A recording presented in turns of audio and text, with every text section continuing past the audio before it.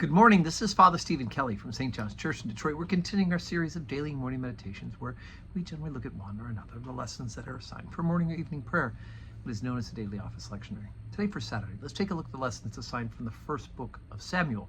Now, we've already gotten to the point where David has been secretly anointed king because the kingdom is going to be taken away from Saul because of his disobedience.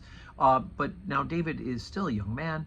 He's working with King Saul. And of course, we have this issue with the Philistine and their great big warrior, Goliath.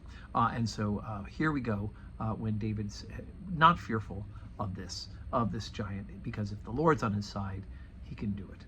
So Samuel 17, beginning at verse 41. And the Philistine came on and drew near unto David, and the man that bare the shield went before him. And while the Philistine looked about and saw David, he disdained him, for he was but a youth, and ruddy, and of a fair countenance. And the Philistine said unto David, Am I a dog that thou comest out to me with staves? And the Philistine cursed David by his gods. And the Philistine said to David, Come to me, and I will give thy flesh unto the fowls of the air, and to the beasts of the field. Then said David to the Philistine, Thou comest to me with a sword and a spear and with a shield, but I come to thee in the name of the Lord of hosts, the God of the armies of Israel, whom thou hast defiled. And this day will the Lord deliver thee into mine hand, and I will smite thee, and I will take thine head from thee, and I will give the carcasses of the host of the Philistines this day unto the fowls of the air, and to the wild beasts of the earth, that all the earth may know that there is a God in Israel. And all this assembly shall know that the Lord saveth not with sword and spear, for the battle is the Lord's, and he will give you into our hands. And it came to pass, when the Philistine arose and came and drew nigh to meet David, that David hasted and ran towards the army to meet the Philistine. And David put his hand in his bag, and took thence a stone, and slang it, and smote the Philistine in his forehead.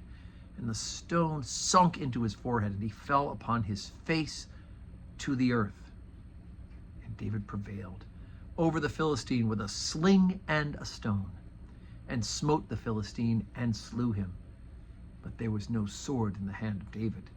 Therefore David ran and stood upon the Philistine, and took his sword, and drew it out of the sheath thereof, and slew him, and cut off his head therewith. And when the Philistines saw their champion was dead, they fled. Well, the Lord was certainly on David's side for this battle. David's a small guy, a young guy, and the Philistine, this great giant, Goliath, who's going to go ahead and says, I'm going to feed your body to the birds of the air and the animals. And of course, David does quite the opposite. And he does it not with a shield bearer and with weapons of war, but with a slingshot and a stone. And he's ultimately able to kill the Goliath. He hits Goliath, Goliath hits the ground, and then he cuts off his head.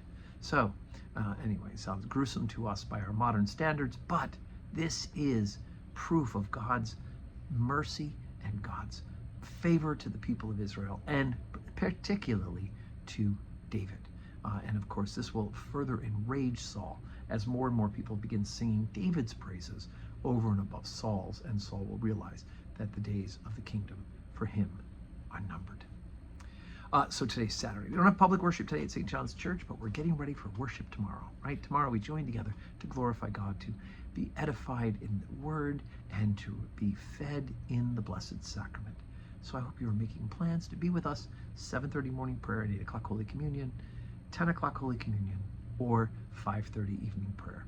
Well, any combination of those that you might want to do, right? Pick one, pick two, but come and worship.